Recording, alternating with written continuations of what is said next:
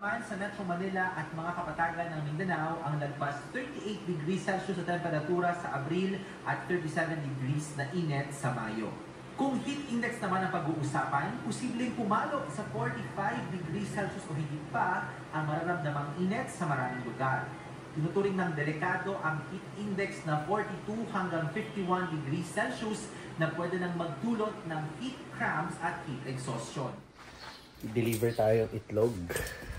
Tapos may bibilin lang tayo for Ready Heat Go. Kasi bukas is luto day ni Chef Ed.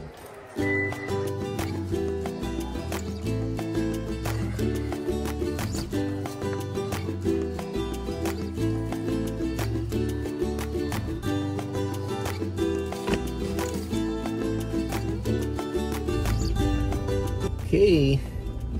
So ayun, official summer na according sa Pag-asa. Sinabi yan sa news kahapon. Sa totoo lang, several weeks ago na rin talaga nafe-feel namin yung pagka-summer lalo na sa daytime. Though sa gabi, medyo mahangin pa rin, may onting lamig. Yun siguro yung nagpipigil sa Pag-asa i-declare na summer kasi during nighttime, yun nga, may amihan pa rin yung sinasabi nila. Pero etong past several nights, medyo mainit na rin sa gabi. Alam mo yung patay yung hangin, as in standstill lang lahat, tas ramdam mo na yung lagkit sa katawan kahit sa gabi. So ngayon, umaga, daytime, ramdam mo na yung init. So ito na yung sinasabi nila, official summer na tayo. Kaya ingat tayo lalong-lalo na sa mga mahal nating mga seniors. Yan, yung mga magulang ko. Yan. Si mama, pag nag-uusap kami niyan lagi, tapos bigla niya sasabihin, ang init na, ang init. Lagi lang namin nire-remind magkakapatid na, ayun, sa bahay lang siya, magpapresko, tubig, laging inom ng tubig, or mag-aircon na lang siya, no? Kasi meron naman siyang aircon sa kwarto niya. Tapos, sinasabi namin na mas mabuti nang sigurong gumastos ka sa kuryente kasi gagamit ka ng aircon kaysa naman yung gagastusin mo para sa kuryente ay gagastusin mo lang para sa ospital, di ba? Huwag naman sana. Pero yun nga, di ba? Kung papa-check up ka, magpapa-ano ka sa doktor dahil tinamaan ka ng heat stroke or dehydrated ka, mas maigi nang nagre-relax ka sa kwarto mo, malamig ang dahil nakabukas ang aircon. Doon mo na lang ilaan yung panggastos mo, no, kaysa yun nga sa ospital or sa mga clinic. And ayun, deliver tayo itlog, and then may bibilin tayo ng isang item ulit para sa Ready Heat Go dahil tomorrow luto na naman ni Chef Ed. So yun ang mga kailangan natin gawin today, and ang walang kamatayang pag-workout natin. Yan, consistent naman tayo dyan eh. So, yun ang magiging Thursday natin. Sa previous vlog ko, na-check nyo naman yung duplex and bungalow. Yung bungalow house natin, open na rin siya for rent. And yung duplex natin, malapit na matapos. So, sa mga susunod na vlog, lagi ko pa rin kayo i-update. Papakita ko pa rin yung mga lugar na yun, no? So, ayun. Sige, deliver muna tayo.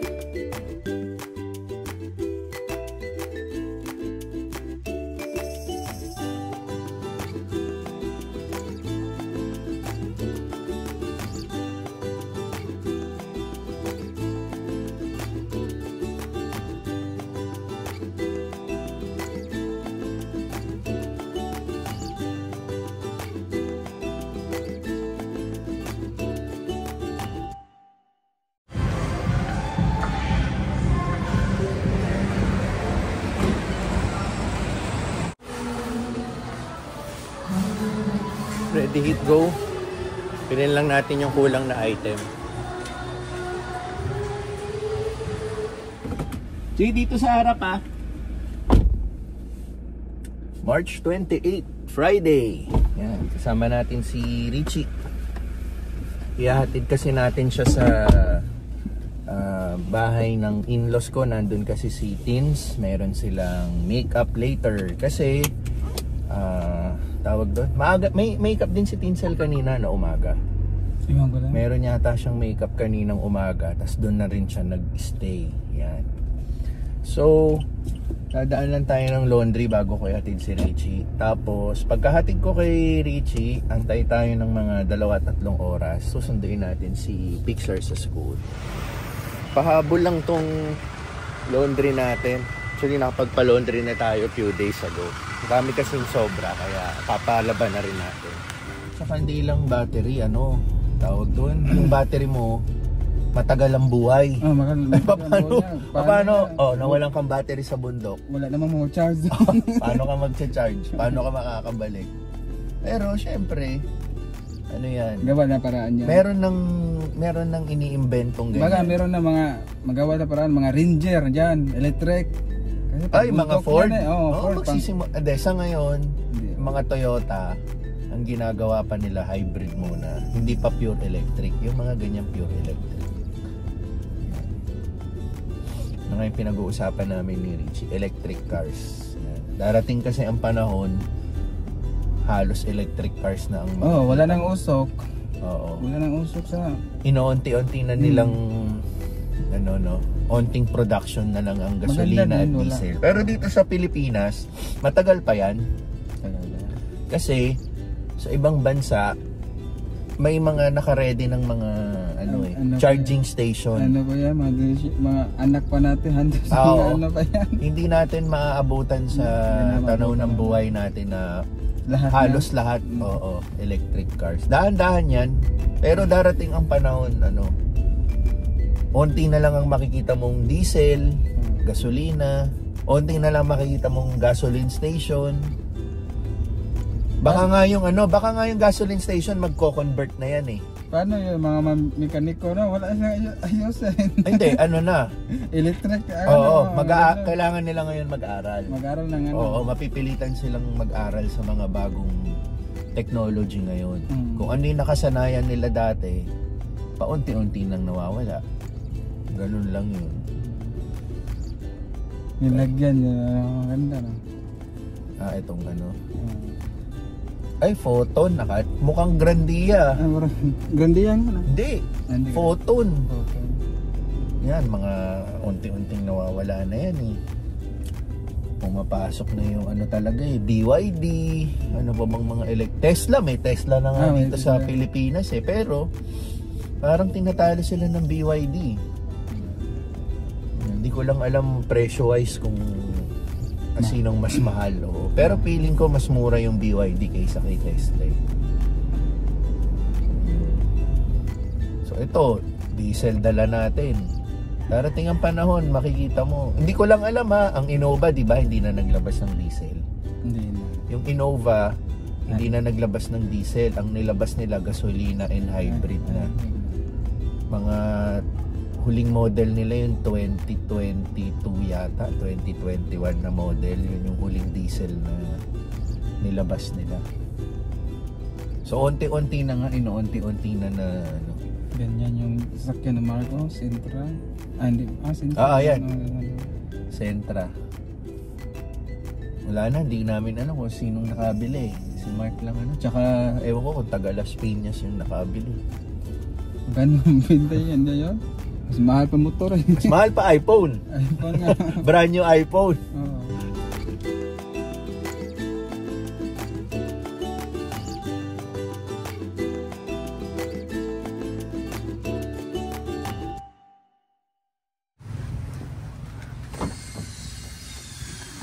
Natid na natin si Richie. Ngayon, workout muna tayo. Pagka-workout natin, susunduin na natin si Pixar sa school. Sila teens pala nakausap ko. sa Putatan, Muntinlupa yung makeup nila ni Richie. So mga 30-minute drive daw from here. Nandito kasi tayo ngayon sa harapan ng bahay ni in-laws ko. Bahay din ni Natins. So dito muna tayo sa Westgate mag-workout para malapit na tayo sa school ni Pixar mamaya pag sinundo natin siya.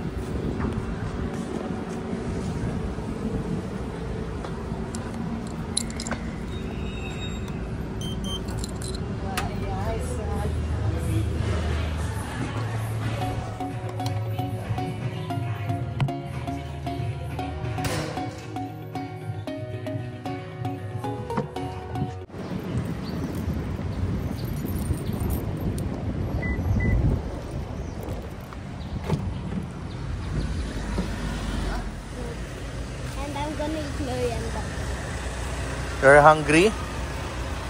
Kasama na natin si Pixar. Say hi to the vlog. Ngayon yung last day ng exams nila. So wala na kayong exams, right? And then tuloy-tuloy, bakasyon naman sila ng ilang days. I think Monday wala daw silang pasok.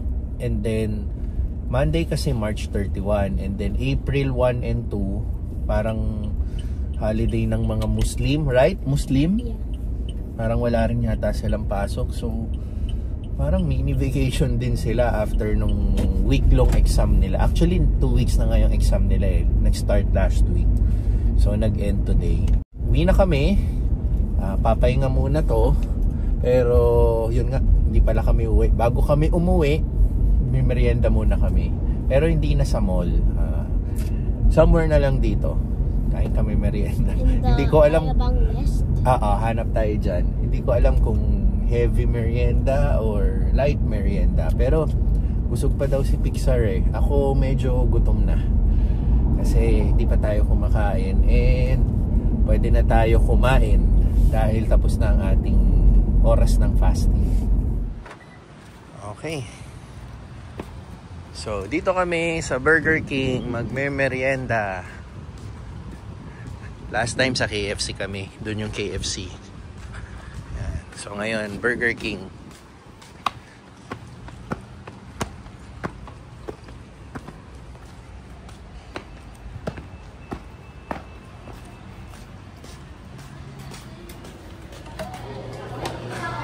Ayan. 49. Ito lang ang aming pagkain. Yan. So, ito. Kay Pixar, 4 cheese whopper. Is this? Ito yun. 4 cheese whopper. Akin, Whopper Junior. So, ito akin. Akin. Ito lang kay Pixar. So, chibog time.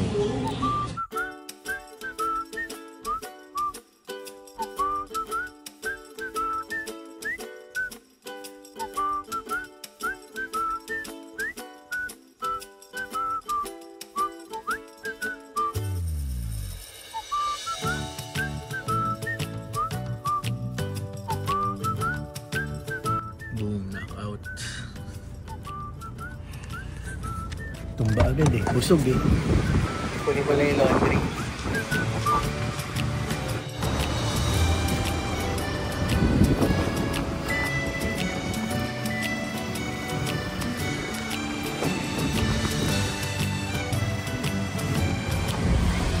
Matindi na talaga ang ating summer.